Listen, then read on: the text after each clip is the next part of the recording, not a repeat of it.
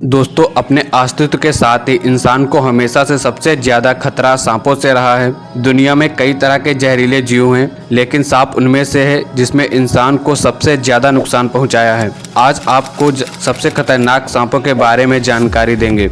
Number 1, inland taipan. इसके जहर की एक बूंद इंसान और जानवर को मारने के लिए काफ़ी है। ये ऑस्ट्रेलिया के बाढ़ के मैदानों, मिट्टी के दरारों में रहते हैं। इसके अलावा ये चूहों के बिलों में भी रहते हैं। ये सांप इंसानों के संपर्क में बहुत कम आते हैं। जब सांप को खतरा जैसा महसूस होता है तो वह काटने से पहले अपने शरीर को एस के आकार में मजबूत कर लेते हैं और फिर एक बार या कई बार काटते हैं। Number 2, coastal taipan. दूसरा सबसे खतरनाक कोस्टल टैपन को यह सांप बेहद तेज होता है। इसकी तेजी का अंदाजा आप इसी से लगा सकते हैं कि ये सांप आपको कई बार काट लेगा और फिर जाकर आपको कहीं पता चलेगा।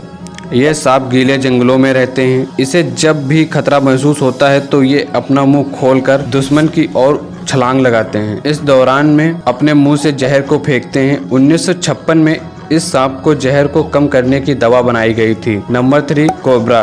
दोस्तों, दुनिया में पाए जाने वाले सबसे जहरीले सांपों में किंग कोबरा का नाम आता है। किंग कोबरा भारत में पाए जाने वाला सबसे जहरीला सांप है। इसके डसने के आधे घंटे के भीतर इंसान की मौत हो सकती है। किंग कोबरा को नाग भी कहते हैं। भारत में सांप काटने से सबसे ज्यादा मौत का मामला किंग कोबरा के डसने से सामने आता है। कोबरा सांप के डसते ही बॉडी में न्यूरो सिस्टम काम करना बंद कर देता है। इसके बाद इंसान को लकवा मार जाता है और किंग कोबरा का जहर इतना खतरनाक होता है कि इससे आंखों की रोशनी चली जाती है। कोबरा सांप की लंबाई 1 से 1.5 मीटर के बीच में होती है। कोबरा परिवार में 300 प्रकार के सांप होते हैं। इनका जहर सीधे इंसान के तंत्र पर असर करता है।